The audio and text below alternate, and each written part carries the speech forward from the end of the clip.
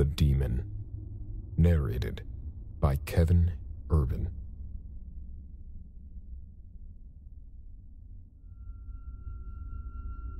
Some people have said ghosts can act like angels. If that's true, then I suppose a ghost could act like a demon as well. There's a line someplace between ghosts, spirits, and demons. I'm not sure where that line is, but this is a true story and was one of the spookiest things to ever happen to me. When I was in the service, I met a guy I'll call Smith. I knew Smith for about a year before discovering by accident that he practiced some type of demonology, a kind of magic that involves invoking demons. He was reluctant to discuss the subject with me, and to the best of my knowledge, nobody where we worked knew about this except for me. Eventually, we were both assigned to attend some classes together. I didn't have a vehicle, and we both lived in the same barracks, so Smith was letting me catch a ride back with him each night. One evening, after class, I started a conversation about his witchcraft with him. It had been a few months since I first started asking questions, and he had opened up a little bit about it. It was about 2 a.m. during the middle of the week. Our barracks were way out in the boonies, and the parking lot was empty except for us, sitting inside his SUV. He described some wild things he'd seen before he got involved with his black art while around another group, and while practicing his magic, he claimed to have actually seen demons he had invoked. Just as he'd finished with the story, I'd ask more questions. I was always pretty skeptical about this sort of stuff, but I found the stories compelling. I could tell he was getting tired and wanted to wrap up our conversation, but he was polite and kept answering my inquiries. After at least an hour of talking, the conversation began to head towards what he had done lately. He told me the only place on the base where he could practice his magic was inside his SUV, because we didn't have any privacy at the barracks. The SUV was a big, old, jacked-up, full-size one.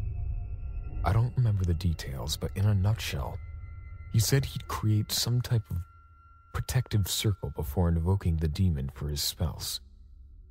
And then the spell was supposed to force the demon to do his bidding. Afterwards, he'd banish the demon. He said about a week ago, he had messed up a ritual, that the protective circle wasn't correct, and that he'd summon a demon that he couldn't banish. I realized then that he had done the ritual inside the very SUV we were sitting in. He said people had seen him driving down the road and later asked him who the dark figure was that had been sitting in the back seat of his SUV. But nobody was with him at the time, he would say. I was starting to get a little spooked, but my skepticism was working overdrive. I was ready to call it a night, but he wasn't finished telling me the rest. He told me people at work had seen him make a hissing sound during the day for no reason, but he had no recollection of making such a noise. Just as he said that, and before I could reply, the radio antenna directly in front of the front passenger seat, right in front of me, started thrashing around as if someone had grabbed it and was shaking it with all their strength. The sound it was making was quite loud. I turned to look at Smith, and his eyes were fixed wide on me. And then he opened his mouth and made a very loud hissing sound. I nearly jumped out of my skin, but I kept my composure and just sat there as calmly as I could. Within a few seconds, though it seemed like ages, the antenna's motion slowed and it stopped moving altogether. I struggled for words. and eventually said, "Whoa, that was weird." Smith said, "Yes, it was." I asked him why he hissed at me, and he said he didn't hiss. I thanked him for talking to me, got out of the SUV, and hurried back to the barracks. As I was leaving, I glanced back one last time at the SUV. There, in the back seat, directly behind Smith, was some thing.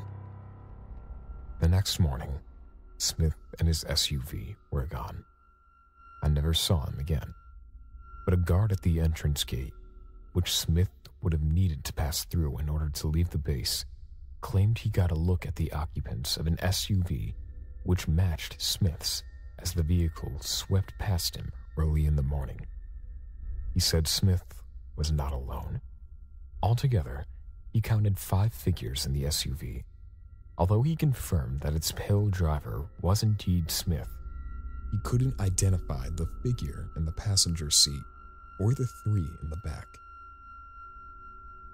Even though he got a good look at all 4 of the other passengers as the SUV passed, under interrogation, he could only remember 3 details about the figures surrounding Smith.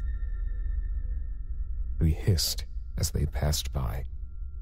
They all had too many teeth. And they were all licking their lips.